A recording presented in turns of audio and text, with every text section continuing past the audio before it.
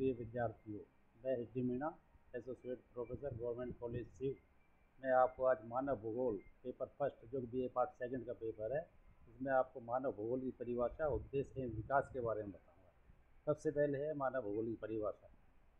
जो red jail ने बताया कि मानव भूगोल के दृश्य सर्वत्र वातावरण से संबंधित होते हैं, जो स्वयं भौतिक दशाओं का ये एक योग होता है। यानी कि भौतिक दशाएं, जैसे कि हमारी पृथ्वी पर पर्वत है, पठार है, मैदान है, सागर, महासागर, ये सभी भौतिक दशाओं के अंतर्गत आते हैं। लेकिन जैसे जलवायु वगैरह है, ये सब है।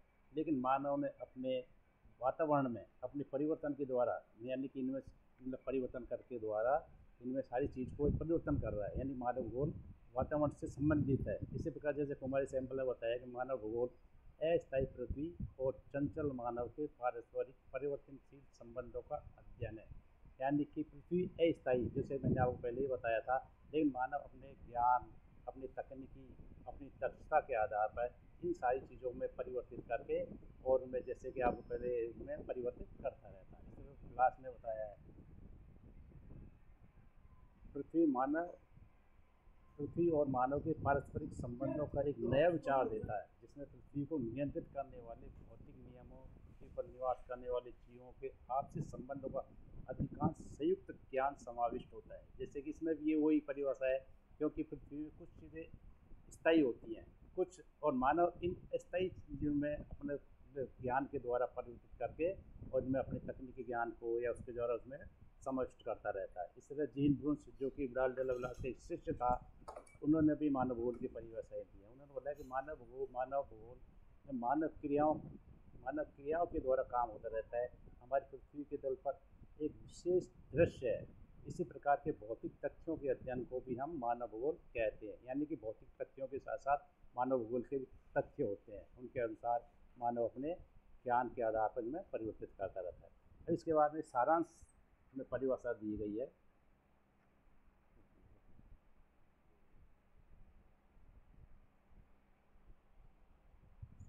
सारांश बताया कि मानव भूगोल वह विज्ञान है जिसमें पृथ्वी के विभिन्न क्षेत्रों में मानव समूह के प्राकृतिक एवं सांस्कृतिक वातावरण की शक्तियाँ, प्रभाव एवं प्रतिक्रियाओं के पारिस्थितिक तथा वातावरण समायोजन और स्थानीय संगठनों का अध्ययन मानव प्रकृति के उद्देश्य से प्रादेशिक आधार पर किया जाता है।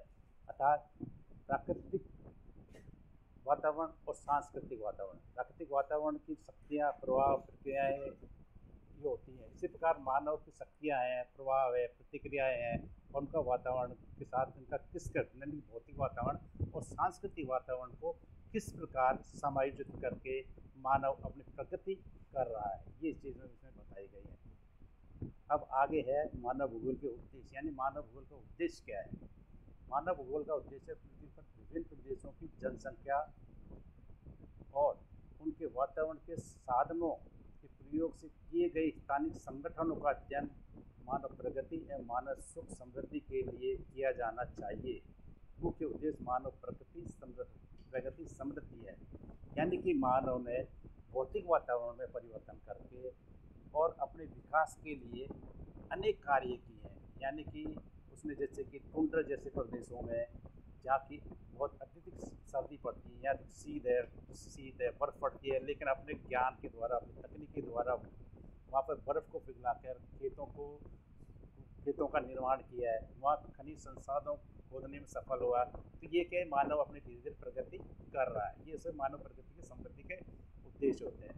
दौरे के अनुसार देखते हैं हमें वातावरण समायोजन के प्रदेश या क्षेत्रों में मानवीय शारीरिक लक्षणों एवं वर्णता की इकाइयों के वितरणों, जनसंख्या के वितरणों के घनत्व और आयु वर्ग के प्रवासों की संख्या और प्रवासों के मार्ग, वेग, मानवीय वर्गों की सामाजिक संरचनाएं, उनके संसाधन उपयोग द्वारा उनके व्यवसायों, आर्थिक संरचनाओं, उनके उद्योगों के विस्तार और प्रविष्टियाँ, परिवहन एवं संचार के साधन, उन प्रदेशों की मानवीय बस्तियों के वितरण, ग्रामीण नगरीय स्वरूप, निर्माण सामग्री है, शिल्प, भोजन। यानी कुल मिला कई बात यह है कि मानव ने भौतिक वातावरण में अपने ज्ञान, अपनी तकनीकी है के आधार पर, अपने परिवहन के संसाधन है आदि के आधार पर भौतिक वातावरण में परिवर्तन करके मानव ने अपना जो विकास किया, आर्थिक विकास किया है, परिवहन के साधनों का विकास किया है, अपने सांस्कृतिक विकास किया, ये सभी भी केवल क्षेत्रीय संस्कृति की दुर्दशा को बताते हैं।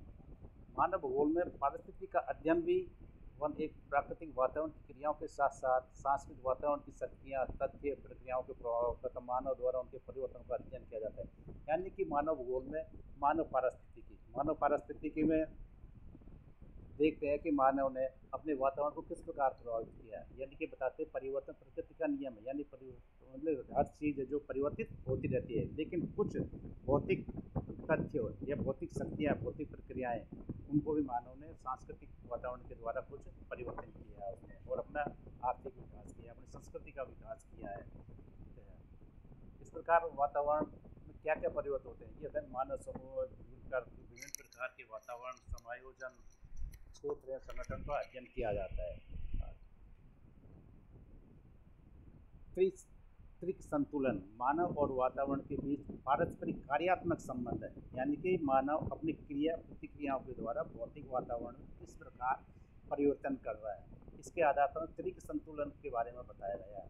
इनके पारस्परिक क्रियाशील संबंधों का प्रादेशिक अध्ययन होता है, यानी प्रादेशिक हम किसी एक प्रदेश विशेष को चुन लेते हैं, प्रदेश विशेष को चुनने के बाद में हम देखते हैं उसके भौतिक वातावरण में मानव ने अपनी तकनीकी ज्ञान के द्वारा या अपने किस प्रकार उसमें परिवर्तन किया है, किस प्रकार वहाँ खनिज संसाधनों का विरोध किया है, किस प्रकार के वहाँ कृषि के जो क्षेत्र है उसका विस्तार किया है, किस प्रकार के वहाँ फसलों का विकास किया है। तो मानव ने इस तरह के बात है, तो इसमें प्राकृतिक वातावरण, सांस्कृतिक वातावरण और प्रादेशिक व्यवस्था के केंद्रों में दिखाया गया है।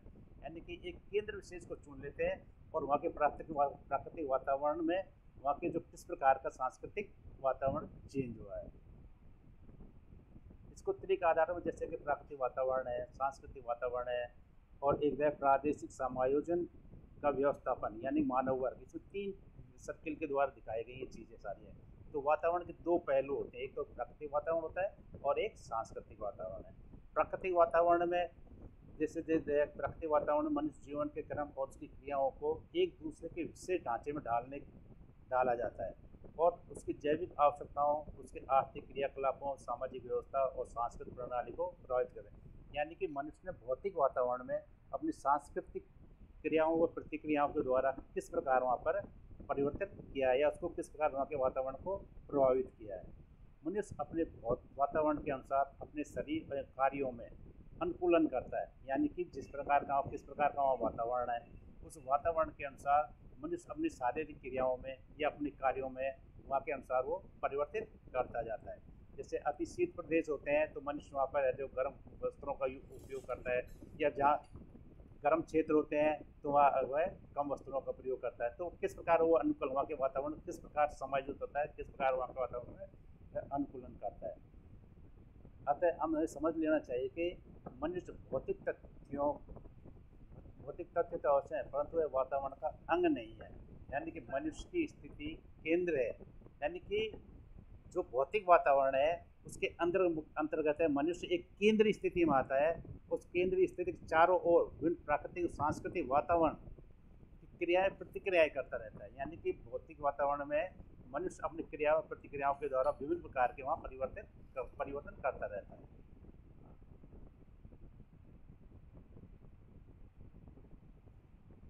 विभिन्न प्राकृतिक प्रदेशों में वातावरण के द्वारा प्रभावित मानव समूह 2 प्रकार के समायोजन क्रियाएं करता है, अनुकूलन एवं रूपांतरण। अनुकूलन का मतलब ये होता है कि मानव किस प्रकार अपने वातावरण के अनुसार समायोजित होता है, किस अनुसार उसमें ढलता हुआ जा रहा है। रूपांतरण का मतलब होता है कि मानव वहाँ की जो भौतिक तथ्य है, भौतिक साधन है, उन किस प्रकार उसमें परिवर्तित करता जा रहा है। जैसे कि दलदली क्षेत्र है, उनको सुखाकर वहाँ खेती करना, या रेगिस्तानी क्षेत्र है वहाँ पर है जो नहरों का विकास करके वहाँ खेती करना। तो इस तरह मानव किस प्रकार है जो वहाँ पर रूपांतरण उसको सिस्टम को रूपांतरित करता हुआ जा रहा है।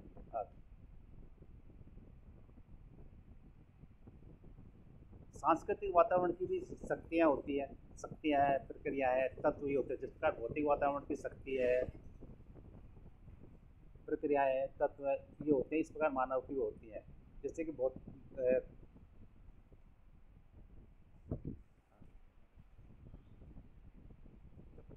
प्रकार देखते हैं प्राकृतिक वातावरण के किन्हीं तथ्यों का होता है, यानी कि इनके लक्ष्य है, प्रतीक है, मान है, ये भौतिक नहीं, ये सांस्कृतिक तत्व होते हैं। जिस प्रकार भौतिक तथ्य जैसे पर्वत है, नदी है, घाटियाँ हैं, मानव वर्ग है आदि, ये सभी जो भौतिक और सांस्कृतिक जो तथ्य होते हैं, इनके आधार पर मानव अपनी आर्थिक क्रियाएं, सामाजिक आदतें या संस्कृति आदि को उनके अनुसार डालता हुआ जाता है। इस प्रकार प्राकृतिक वातावरण में परिवर्तन करता हुआ जाता है। सांस्कृतिक वातावरण के तत्व के तीन मुख्य विभाग होते हैं: मनुष्य के विचार और मान, मनुष्य की कार्य प्रणाली और तकनीकी, और मनुष्य के कार्य। तो मानव में जो सृजनात्मक कल्पना होती है वह इन तीन शक्तियों के आधार पर या इन तत्वों के आधार पर होती है। आगे होगा कंप्लीट।